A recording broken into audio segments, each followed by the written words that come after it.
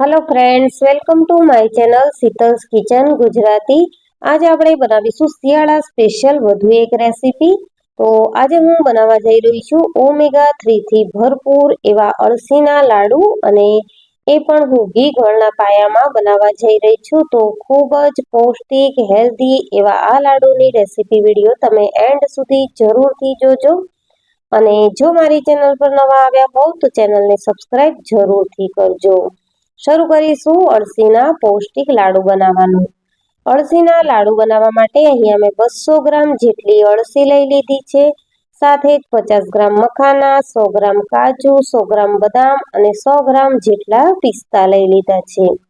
બધી જ સામગ્રીને આપણે કડાઈમાં 1 બાય 1 રોસ્ટ કરી લઈશું। તો સૌથી પહેલા અહીંયા મેં અળસી કડાઈમાં ઉમેરી દીધી છે, અને લગભગ 5 મિનિટ જેવું આપણે તેને આ રીતે ફેરવતા જઈ અને રોસ્ટ કરી લઈશું।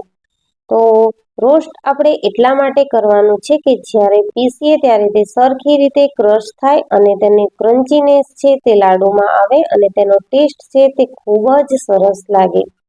અળસી આપણી શેકાઈ ગઈ છે, તો હવે 1 ચમચી જેટલું આપણે કડાઈમાં ઘી ઉમેરી લઈશું, અને એ ઘી ગરમ થાય એટલે એમાં આપણે ડ્રાય ફ્રૂટ્સ જે લીધા છે તે બધા જ શેકી લેવાના છે। તો આ રીતે આપણે ડ્રાય રોસ્ટ જ કરવાના છે ડ્રાય ફ્રૂટને, લગભગ 5 મિનિટ જેવું। તો અહીંયા મેં કાજુ, બદામ અને દ્રાક્ષ ત્રણેય વસ્તુને એકસાથે જ ઉમેરી લીધી છે, અને કાજુ, બદામ અને પિસ્તા છે તે 70% જેવા શેકાય એટલે આપણે તેમાં મખાના એડ કરી લઈશું, અને આ રીતે મખાનાને પણ આપણે ડ્રાય ફ્રૂટ્સની સાથે જ શેકી લેવાના છે। મખાના આપણે છેલ્લે એડ કરીશું, કારણ કે મખાના છે તે ફટાફટથી રોસ્ટ થઈ જતા હોય છે। હવે અળસી અને ડ્રાય ફ્રૂટ્સને આપણે ઠંડા કરી લીધા છે, તો મિક્સચરમાં તેનો અધ કચરો પાવડર બનાવી લઈશું। તો અળસીને છે તે આપણે દરદરી પીસવાની છે, અને ડ્રાય ફ્રૂટ્સને પણ એ રીતના જ આપણે પલ્સ મોડમાં પીસી લેવાનું છે। તો આ રીતે મિત્રો તમે જોઈ શકો છો કે ઘઉંનો કે ચણાનો કકરો લોટ હોય એ રીતનું આપણે પીસી લીધું છે, અને લાડુ માટે આ જે સ્ટ્રક્ચર છે તે ખૂબ જ સરસ છે।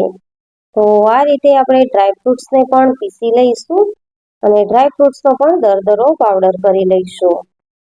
નાના બાળકોને આપણે ડ્રાય ફ્રૂટ્સ ખાવા આપતા હોઈએ છીએ, તો તે ચાવે ન ચાવે એ બધા જ પ્રશ્નો થતા હોય છે। તો આ લાડુ તમે આપશો તો વધારે પડતું ચાવશે કે નહીં ચાવે તો પણ કોઈ પ્રોબ્લેમ નહીં થાય।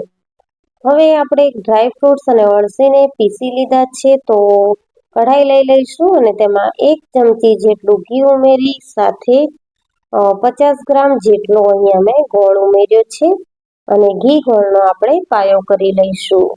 ઘી ગોળની આપણે કોઈ ચાસણી બનાવવાની નથી, બસ આ રીતે ગોળ સારી રીતે ફૂલી જાય એટલે પીસેલી અળસી અને જે ડ્રાય ફ્રૂટ્સ પીસ્યા છે તે બધું જ આપણે ઉમેરી લઈશું। તો આ રીતે મેં બધી જ વસ્તુને કડાઈમાં ઘી ગોળના પાયામાં ઉમેરી લીધી છે, અને હવે આપણે ગેસની ફ્લેમને બંધ કરી દેવાની છે। તો ઘી અને ગોળ ગરમ છે એટલે અળસીના જે લાડુ છે તેમાં પકડ આવી જશે, અને ખૂબ સારા એવા આપણા ટેસ્ટી લાડુ બનીને રેડી થશે। તો મિક્સચર ઠંડુ પડે, હાથ આપણે લગાવી શકીએ એટલું ઠંડુ પડે ત્યારે આપણે તેના લાડુ વાળી લઈશું, અને લાડુ છે તે આપણે એકદમ મીડિયમ સાઈઝના વાળવાના છે, એટલે એક ટાઈમે આપણે એક લાડુ ખાઈ શકીએ। તો તમે જોઈ શકો છો મિત્રો કે અહીંયા મેં એક મોટા લીંબુની સાઈઝના લાડુ વાળ્યા છે, અને લાડુની પકડ પણ ખૂબ સારી આવી ગઈ છે। તો ખૂબ સારા એવા આપણા લાડુ બનીને રેડી થયા છે। શિયાળાની સિઝન શરૂ થઈ ગઈ છે ત્યારે અવનવી આવી જ બીજી રેસીપીઓ હું મારા ચેનલ પર શેર કરું છું, અને હજી પણ આગળ કરીશ। તો મિત્રો ચેનલની વિઝિટ જરૂરથી લેજો, અને જો રેસીપી વિડીયો ગમ્યો હોય તો વિડીયોને લાઈક કરજો, શેર કરજો, અને ચેનલને સબસ્ક્રાઇબ જરૂરથી કરજો। અને વિન્ટર સ્પેશિયલ આ બધી જ રેસીપીઓ તમે ટ્રાય કરજો। ખૂબ જ હેલ્ધી અને ટેસ્ટી એવી આ રેસીપીઓ શરીર માટે ખૂબ જ ગુણકારી છે। Thank you.